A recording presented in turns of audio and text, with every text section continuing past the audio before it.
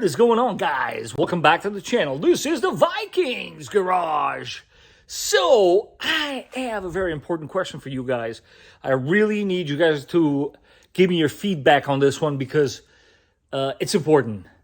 Down in the comments down below, should I continue this series? This should be the episode number 1, but it doesn't have to be the last. So here's the idea. When I find a funky, weird problem, and obviously the fix, and make a video about it, so that way you guys are learning. I feel like it's something useful, and you never know, somebody out there might be in a pickle, and videos like these should be able to help them. So today we have a 2013 4Runner here that is doing something really strange, but together we're gonna fix this one, and you too, if faced with the same situation, will know what you're going to be replacing. So please don't go anywhere, because this one is very interesting. So first things first, we have a check engine light on along with the traction, and what you get is random multiple cylinder misfires and obviously rough idling. Now, how are we going to tackle that? Let me show you. First things first, we go over here to data list because we want to pinpoint exactly when it's happening. So what we're going to do is isolate each cylinder into a graph to make it easier for you guys to see that. Like so, bam, bam, and then down here into a graph. Okay. And now we're going to go ahead and start the vehicle. So, okay, yeah, cylinder 5, just a little misfire there. That's not really what we're looking for yet, because that's not what this car is actually doing, because when it does misfire, it misfires all the time. So here we go. I'm going to show you guys so you can see you've got traction control and check engine light on. Check this out, and you guys follow along with me and you tell me what you think is actually causing this. We're going to go through all the speeds. As you can see here, it's getting a little loud, but no misfires, right? Now watch what happens when I put it in, let's just call it defrost, right? We're gonna go ahead and turn this on, but I want you to watch the misfire. So it's on, right? You see that? You see how it started misfiring?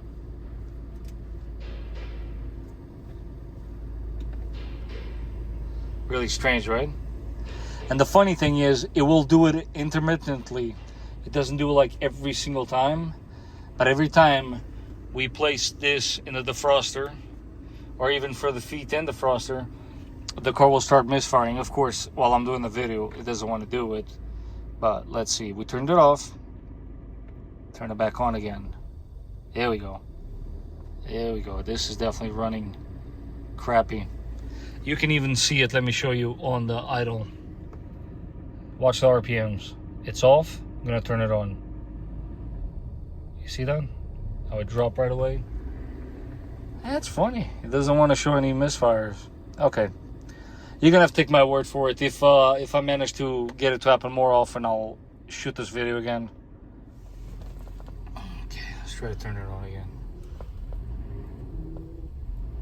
See that?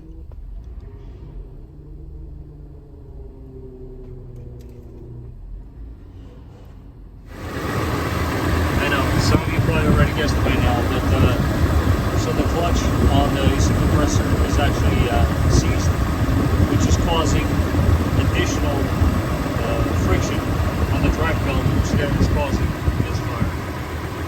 That, my friends, is the culprit.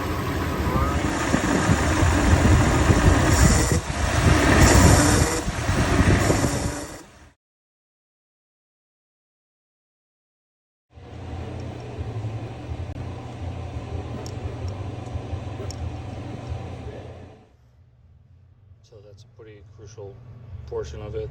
We got a couple of spacers here. It looks something like that. Because you do have a the clearance by the book, and always have your old and new one side to side. I'm obviously going to install everything new, but yep, that's what we're doing here. One more thing, sway bar came off along with the one arm on this side to make room to get it out.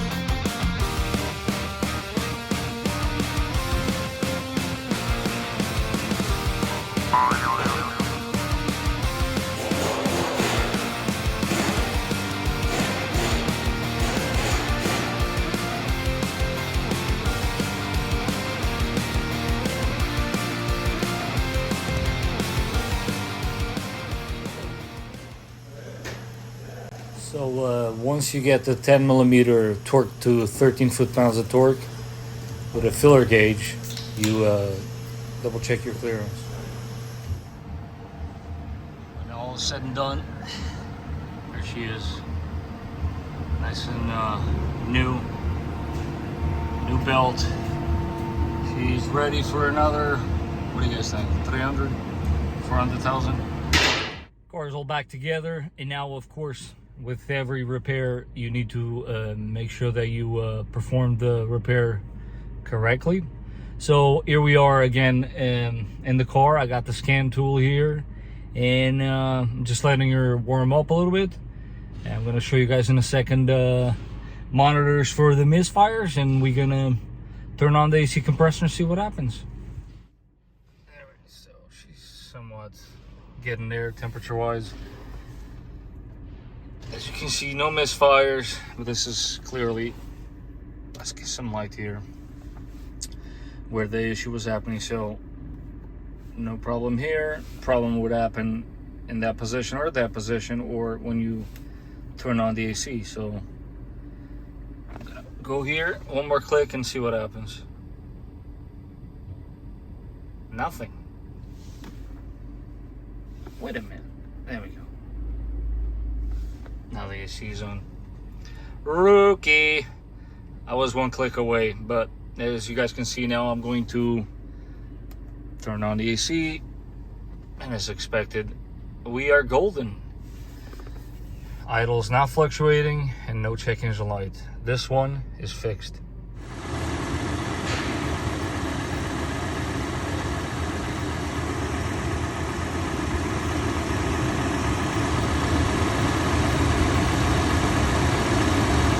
So what did you guys think? Do you like the concept? As you can see here, don't forget to check your AC compressor.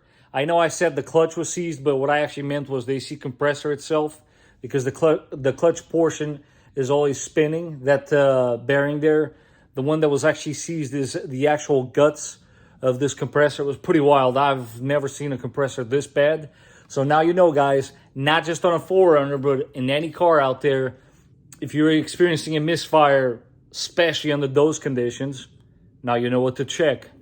I hope you guys found this video to be useful. If you'd like to give it a thumbs up, it helps me very much so. And as always, guys, I will catch you guys on the next one. So this is kind of like a little bonus for things to come, guys. I know I've been neglecting this guy a little bit, just a little. But we're going to tackle something, man, that's been bothering me for quite a while. So please do stay tuned for that, because we are going to tear it back apart.